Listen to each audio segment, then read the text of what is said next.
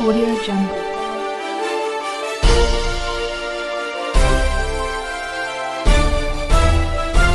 Audio Jungle. नमस्कार दोस्तों, बिहार नाव में आपका स्वागत है। जी हाँ, जैसा कि हम जानते हैं कि बिहार नाव एक शिक्षाविदों का चेन है जिस पर हम लोग रूबरू होते हैं, एक दूसरे से इंटरेक्शन करते हैं और अपने आइडिया को शेयर करते हैं, जिससे कि आने वाले दिनों में हमारे लोग कुछ लाभान्वित हो सके। तो इसी कड़ी में आज डॉक्टर सुनंदा केसरी जी के साथ हैं। जी मैम, आपका स्वागत है। जी नमस्कार सर। मैं आपका परिचय जानना चाहता हूँ, आपका बचपन कहाँ से बीता, वहाँ से आप स्टार्ट करें। जी, बिहार नाव के सभी दर्शकों को मेरा नमस्कार। मैं डॉक्टर सुनंदा केसरी। सर, जैसा आपने कहा मेरा बचपन, तो मेरा जन्म स्थान मुंगेर है, जो सीधा सीधा महाभारत से संबंध रखता है। कर्ण की राजधानी अंगदेश, मैं वहीं पैदा हुई। 4 बहनों में सबसे छोटी, 2 भाई, 1 भाई मुझसे छोटा। और एक मीडियम फैमिली से मैं बिलोंग करती हूँ। और पिता की असमय बीमारी ने बहुत पूरे परिवार को तोड़कर रख दिया था और आनन फानन में मेरी शादी झारखंड गढ़वा एक कस्बे में कर दी गई थी, जहाँ मैं शुरू से रह रही थी। और 3rd ईयर में जब मैं थी सर, उस समय मेरी शादी हो गई और पढ़ाई बीच में ही छूट गई। और गढ़वा एक छोटा कस्बा ही था जहाँ अच्छे कॉलेज नहीं थे, तो उस समय मैं आगे की पढ़ाई नहीं कर पाई। फिर मैं वापस मायके आई और अपने ग्रेजुएशन को पूरा किया, मगर पढ़ाई की जो मेरी चाहत थी वो अंदर दबी रह गई और रह कर मुझे ऐसा लगता था कि मैं आगे की पढ़ाई करूं, आगे की पढ़ाई करूं। तो गढ़वा रहते हुए मैं 2 बच्चों की माँ बनी, 2 बेटियों की माँ बनी, स्नेहा निधि। और पढ़ाई तो मेरी पूरी तरह छूट गई थी, लेकिन जो इच्छा कहते हैं सर, इच्छा मरी नहीं थी। तो मैं बाद में बच्चों को लेकर वापस पटना आई और यहीं अपने आगे की पढ़ाई को मैंने पूरा किया। मैं Patna women's training college, Patna university से मैंने बीएड किया। फिर एएन कॉलेज से मैंने एमए किया।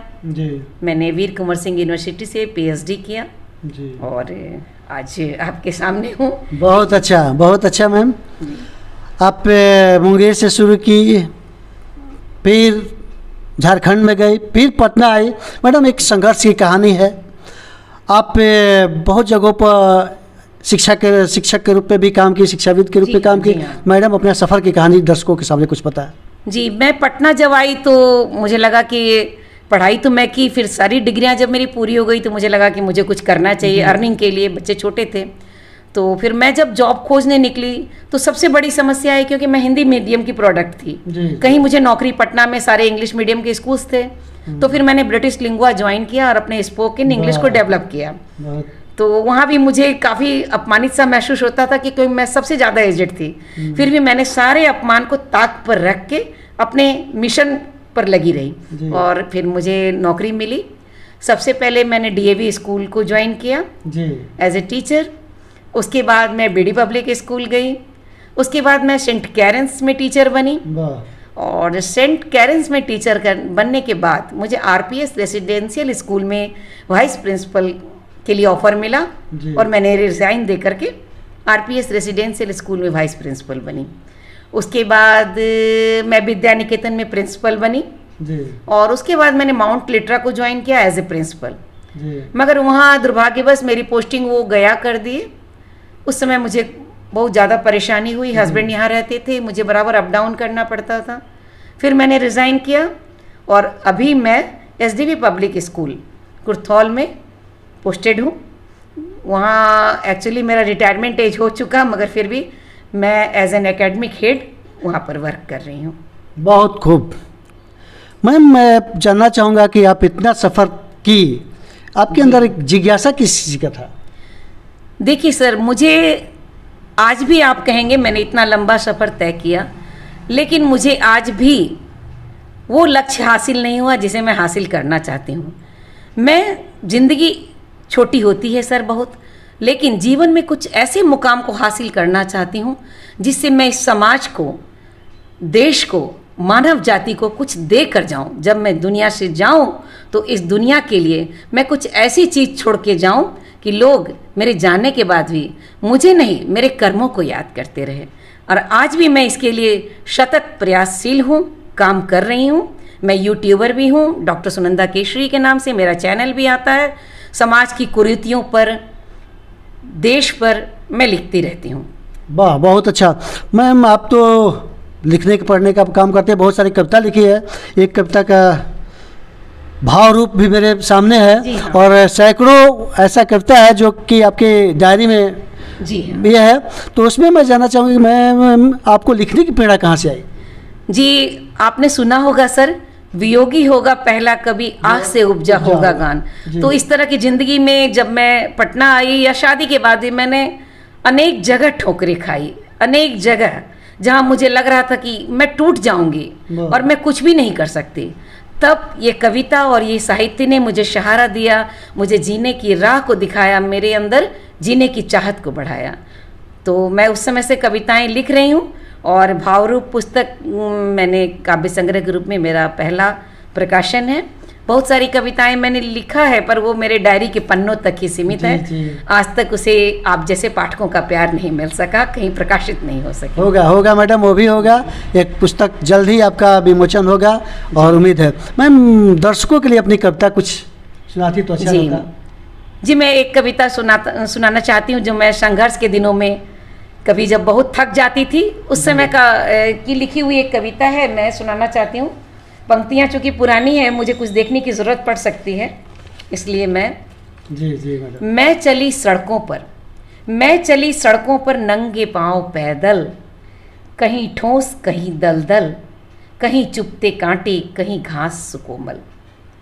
महलों के इंसान बेफिक्र अनजान कि बाहरी हवा कितनी गर्म है या कि सर्द है, गवैये की आवाज़ में कितना दर्द है। गिरती हूँ, उठती हूँ, गिर गिर कर संभलती हूँ, होता रक्त का रिसाव, न छाँव न पड़ाव, हर तरफ अभाव, फिर भी मेरी नाव चलती है इस उम्मीद पर कि किनारा मिलेगा जरूर, तब आनंदित होंगे भरपूर। नारीवाद की शक्ति खींचती है मुझे, नारीवाद की शक्ति खींचती है मुझे, कहती है कि चल, भले ही तू चोटिल है मन तेरा बोझिल है, भले ही तू चोटिल है मन तेरा बोझिल है, जीवन का रंग हो गया बदरंग, फिर भी जीतना है जंग, शक्ति स्वरूपा जननी तेरे संग, शक्ति स्वरूपा जननी तेरे संग।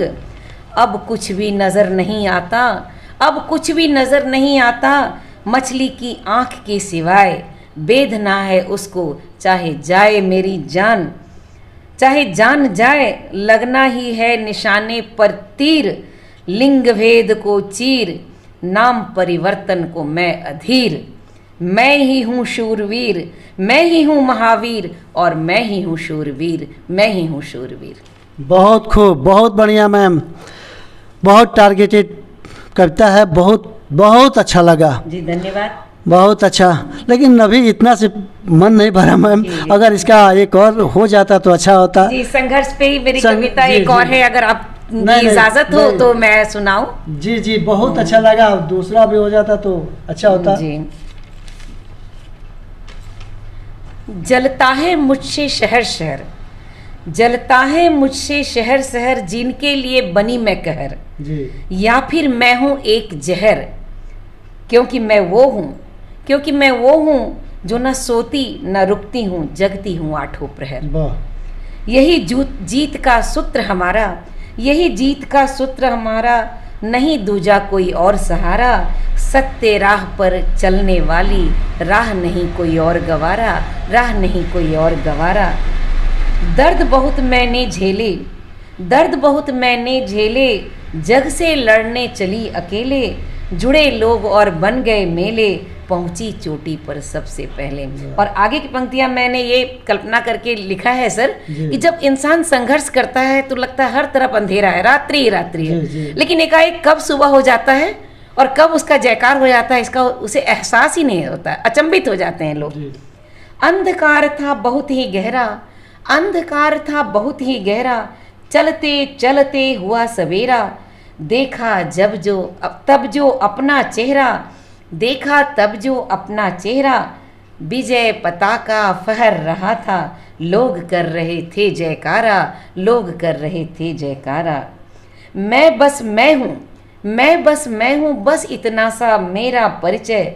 संकल्प दृढ़ और दृढ़ निश्चय, जीत इसी से होती है तय, और तब होती है उसकी जय जय, तब होती है उसकी जय जय।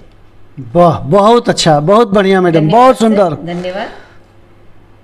आप बहुत जब मोटिवेट होती है तो आपकी लेखनी स्टार्ट होता है मैडम। अब इसी तरह से आपसे मेरा रिक्वेस्ट है कि आप लिखते रहिए, बहुत अच्छा। जी, प्रयास मेरा रहेगा जी सर, प्रयास करूँगी। जी।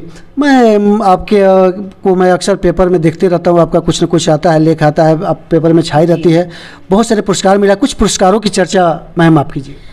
जी, मुझे दैनिक भास्कर में नारी सम्मान से सम्मानित किया गया था, और मुझे दैनिक भास्कर से ही अंतर्राष्ट्रीय महिला दिवस के अवसर पर मुख्य अतिथि के रूप में बुलाया गया। उस दिन भी मुझे सम्मानित किया गया, और दैनिक जागरण में मैं सम्मानित हो चुकी हूँ। और दैनिक भास्कर का ही एक कॉन्टेस्ट था, ब्यूटी कॉन्टेस्ट। मैं उसके बारे में थोड़ा सा आपको बताना चाहती हूँ सर, कि वो तो खासकर लड़कियों महिलाओं के लिए भी था, पर आपको मैं बता दूं उस कॉन्टेस्ट में सबसे उम्रदराज मैं थी। तो जब लड़कियों ने और जो इसके सदस्य थे मुझे प्रेरित किया कि मैम आप भी कैटवॉक करें और ब्यूटी कॉन्टेस्ट में भाग लें, तो मुझे कुछ अटपटा सा लगा, क्योंकि मैं सबसे उम्रदराज थी। फिर उन लोगों के बहुत प्रेशराइज करने पर मैंने कहा कि ठीक है, मैं सबसे अंत में कैटवॉक करूँगी, और मैंने किया। आपको मैं बता दूं, मैं साड़ी पल्लों को सर पर लेकर बिल्कुल भारतीय परंपरा में नमस्कार करते हुए कैटवॉक की, और मुझे प्रथम पुरस्कार मिला। जी जी, बहुत अच्छा। तो ये था मैम की संघर्ष कहानी। मैम बहुत आपका संघर्ष गाथा रहा। कुछ बिहार नाव के माध्यम से दर्शकों के लिए कुछ संदेश दीजिए कि आज इस परिवेश में, कोविड-19 में, आप कुछ संदेश दीजिए दर्शकों के लिए। जी, कोविड-19 के लिए तो मेरा ये संदेश है कि जितने इसके प्रोटोकॉल हैं उसको हर एक लोग फॉलो करें, मास्क लगाएं, 2 गज की दूरी बनाकर चलें, शादी विवाह भीड़ उससे खुद को बचाने की कोशिश करें, बहुत अर्जेंट हो तो ही जाएं, और सैनिटाइज़र का प्रयोग करें, ये सारा कुछ करें। और देश के लिए और बिहार नाव के माध्यम से मैं बिहार नाव के सारे दर्शकों को ये संदेश देना चाहती हूँ कि सबसे बड़ा, सबसे ऊपर राष्ट्र धर्म है। हम हिंदू, मुसलमान, सिख, ईसाई कुछ भी हों, लेकिन सबसे ऊपर हमारा देश है। हम सब अपने देश के लिए सोचें, क्योंकि गद्दारों के हाथ देश हमारा बर्बाद ना हो, इसके लिए हम सबको प्रयास करने की ज़रूरत है। महिलाओं के लिए भी मेरा संदेश है कि अपने पति को, अपने बच्चों को, अपने बेटे बेटियों को देश के प्रति जागरूक करें, वरना ऐसा नहीं कि ऐसे गद्दारों के हाथ हमारा देश बर्बाद हो जाए, हमें दाश्ता झेलना पड़े। आस्तीन के सांप से और देशद्रोहियों से अपने देश को बचाने की ज़रूरत है आज। वाह, बहुत मार्मिक बात बोली मैम आप। और इसी तरह से हम लोग इसी कड़ी में आगे मिलते रहेंगे। आप देखते रहिए बिहार नाव। बहुत बहुत धन्यवाद मैम, आपने बहुमूल्य समय। जी, बिहार नाव के दर्शकों को मेरा नमस्कार और बहुत बहुत धन्यवाद। Thank you, thank you.